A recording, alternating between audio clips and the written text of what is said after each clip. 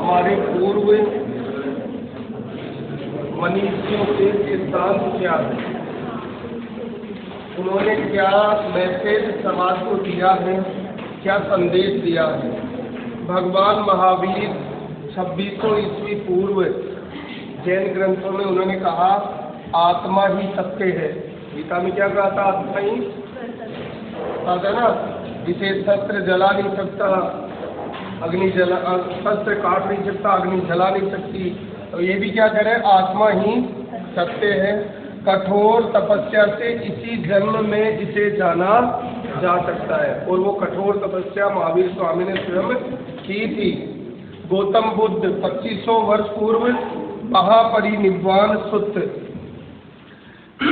मैंने उस अविनाशी पद को प्राप्त किया है जिसे पूर्व महर्षियों ने प्राप्त किया था, और यही मोक्ष है। यही मोक्ष है, उस पद को मैंने प्राप्त किया है। यानी इनसे पहले भी, गौतम बुद्ध से पहले भी लोगों ने या महर्षियों ने, महापुरुषों ने उस पद को प्राप्त किया है। इस बात का इन्होंने सिद्धांत दिया, और इन्होंने प्राप्त किया है मतलब आगे वाले और भी प्राप्त कर सकते हैं।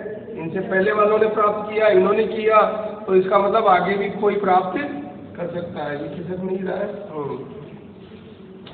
मसीह ईसा 2000 वर्ष पूर्व ईसाई धर्म में ईश्वर प्रार्थना से प्राप्त होता है। मेरे अर्थात सदगुरु के पास आओ, इसलिए कि ईश्वर के पुत्र कहलाओगे। ईश्वर के पुत्र कहलाना चाहते हो तो हजरत मोहम्मद सल्लल्लाहु 1400 वर्ष पूर्व इस्लाम धर्म में इन्होंने कहा ला इलाह इल्लल्लाह मोहम्मदुर रसूलुल्लाह है। ये उर्दू का शब्द है। इसका देखो हिंदी में, जर्रे जर्रे में व्याप्त खुदा यानी ईश्वर के सिवाय कोई पूजनीय नहीं है। गीता क्या कह रही है? परमात्मा के सिवाय कोई पूजनीय नहीं। जो अन्य अन्य को पूजते हैं वो कौन है? मूढ़ बुद्धि। तो जर्रे जर्रे में व्याप्त खुदा यानी ईश्वर के सिवाय कोई पूजनीय नहीं है। मोहम्मद अल्लाह के संदेश पाक है। किसी भी धर्म में अलग कहा गया कुछ, सबकी आधारशिला एक है। यदि परमात्मा की तरफ बढ़ रहे तो आदि शंकराचार्य 1200 वर्ष पूर्व जगत मिथ्या है, संसार क्या है? मिथ्या। इसमें सत्य है केवल हरि और उनका नाम। संत कबीर 600 वर्ष पूर्व राम नाम अति दुर्लभ, औरे ते नहीं काम, आदि अंत और युग युग राम ही के संग्राम। राम से संघर्ष करो, यही कल्याणकारी है। संघर्ष का मतलब धनुष्वाण उठा के लड़ने मत लग जाना। लड़ने के लिए तुम्हारे पास है भी नहीं अभी वो।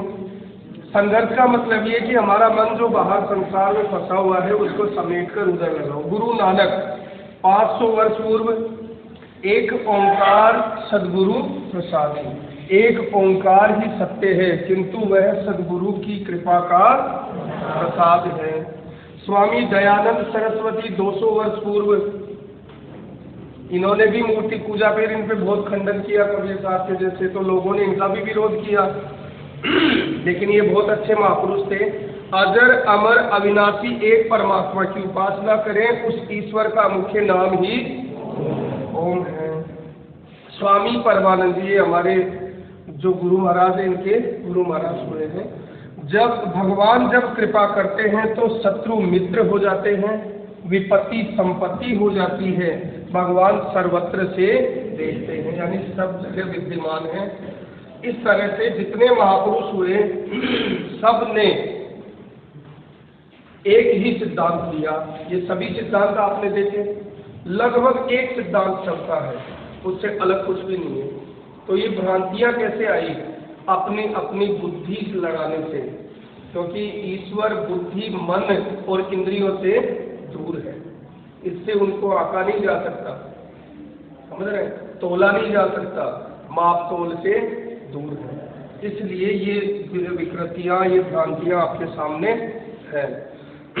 अब सबका अपना अपना विचार हुआ करता है। कोई भी पुस्तक हम पढ़ते हैं तो उसका एक क्या होता है?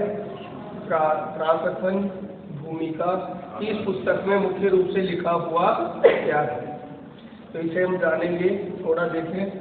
वस्तुतः गीता पर टीका लिखने की अब कोई आवश्यकता प्रतीत नहीं होती, क्योंकि इस पर सहस्त्रों टीकाएं पहले ही लिखी जा चुकी है, जिनमें से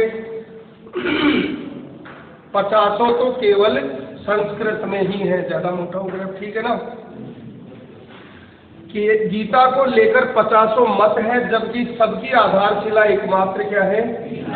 यानी टीकाएं तो लिखी गई, किस पे लिखी गई? गीता पे। गीता में कितने श्लोक हैं? 700, और हर टीका का अलग अलग मत है। योगेश्वर श्री कृष्ण ने तो कोई एक बात कही थी होगी, फिर भी ये मतभेद क्यों? भाई जिन्होंने लिखा उन्होंने तो बात एक ही तो कही ना। वस्तुतः वक्ता एक ही बात कहता है, किंतु श्रोता यदि 10 बैठे हो तो 10 प्रकार के आशय ग्रहण करते हैं। क्लास चलती है, सावर जी सर एक सवाल समझाते हैं, 2-3 को तो लिखते ही सवाल समझ में आ जाता है कि हाँ बिल्कुल सही है, समझ में आ गया। 5-4 ऐसे होते हैं जो पूरा हल करते करते समझ लेते हैं, और कुछ ऐसे होते हैं जो हल करने के बाद एक आध बार हल करेंगे खुद तो समझ लेंगे, और कुछ मेरे साथी ऐसे होते हैं जो कितनी बार हल करो, हाँ कोई दौड़ो 25, वो समझ में आएगा ही नहीं। तो ये क्या कारण है? अपनी अपनी बुद्धि का स्तर है। बुद्धि सबकी अलग अलग स्तर पे कार्य करती है, इसीलिए मतभेद होता है। वस्तुतः वक्ता एक ही बात कहता है, किंतु श्रोता यदि 10 बैठे हैं तो 10 प्रकार के आशय ग्रहण करते हैं। बुद्धि में भेद क्यों होता है? इसका कारण होता है व्यक्ति की बुद्धि पर तामसी, राजसी या सात्विक गुणों का जितना प्रभाव होता है, उसी स्तर से वार्ता को पकड़ पाता है। अब कोई तो रात ने फिल्म देखी, उसका दिमाग उसी में फंसा हुआ है अभी तक। कोई कल शादी में गया था तो उसी में यार डीजे सही नहीं बज रहा था, रात ने मचा दिया यार, व्यवस्था सही नहीं थी, दाल में पानी था, सब्जी में पानी था, पूरी ठंडी थी, हाँ जो समझ रहे, लाइटें ठीक नहीं थी। तो उसकी बुद्धि जहाँ कार्य करती है इन 3 गुणों में रहती है। या तो उसमें अच्छे विचार आ रहे होंगे, सात्विक की बुद्धि, राजसी विचार आ रहे हैं, नहीं मैं करके ही रहूंगा, अब ये हल कर दूंगा मैं, और या तामसी विचार में तो बचा रहे सुबह सुबह कोई और काम करता आता ही लागा ले, इस तरह से वार्ता को पकड़ पाता है। अलग अलग स्तर होता है, इससे आगे वह समझ नहीं पाता। अतः मतभेद स्वाभाविक है, रहेंगे ही, जब तक प्राणी रहेगा ये मतभेद रहेंगे, क्योंकि इन गुणों का प्रभाव हर व्यक्ति पर रहता है। आपके मानने या न मानने से कोई प्रभाव नहीं पड़ेगा। कभी कभी देखो आप लोग महाराणा प्रताप को या कोई अच्छे योद्धा का पढ़ रहे हो इतिहास, तो आपके अंदर, या कोई स्वतंत्रता सेनानियों को पढ़ रहे हो तो आपके अंदर ऐसी भावना आएगी कि यार मैं भी होता तो ऐसा करता, मैं ऐसा विचार आएगा आपके मन में पढ़ोगे तब। यदि आप लोग कोई देख रहे हो फिल्म वगैरह तो उसमें आपको वैसे विचार आएंगे। यदि कोई देवता के बारे में या किसी के बारे में पढ़ रहे हो अच्छी बातें, कोई भक्त के बारे में पढ़ रहे हो तो आपके मन में सात्विक विचार आएंगे। जैसा वृत्ति होती है वैसे विचार उठते रहते हैं निरंतर। एक ही व्यक्ति के विचार परिवर्तनशील है, समझ रहे हैं, विचार स्थिर नहीं रहते हैं, हर क्षण विचार प्रभावित होते रहते हैं, अच्छे और बुरे सब तरह से, विभिन्न मतवादों से, और कभी कभी एक ही सिद्धांत को अलग अलग काल और भाषाओं में व्यक्त करने से साधारण मनुष्य संशय में पड़ जाता है। बहुत सी टीकाओं के बीच वह सत्य धारा भी प्रवाहित है, किंतु शुद्ध अर्थ वाली एक टीका हजारों टीकाओं के बीच रख दी जाए तो उनमें यह पहचानना कठिन हो जाता है कि यथार्थ कौन है, सही क्या है और गलत क्या है। वर्तमान काल में गीता की बहुत सी टीकाएं हो गई हैं, सभी अपनी अपनी सत्यता का उद्घोष भी करती है, किंतु गीता के शुद्ध अर्थ से वे बहुत दूर हैं। निसंदेह कुछ महापुरुषों ने सत्य का स्पर्श भी किया, किंतु कतिपय कारणों से वे समाज के समक्ष उसे प्रस्तुत नहीं कर पाए। श्री कृष्ण के आशय को हृदयंगम न कर पाने का मूल कारण ये है कि वे एक योगी थे। वो क्या थे? एक श्री कृष्ण जिस स्तर की बात करते हैं, पहले पन्ने में हमने पढ़ी थी ये बात, क्रमशः चलकर उसी स्तर पर खड़ा होने वाला कोई महापुरुष ही अक्सर से बता सकेगा कि श्री कृष्ण ने जिस समय गीता का उपदेश दिया उस समय उनके मनोगत भाव क्या थे।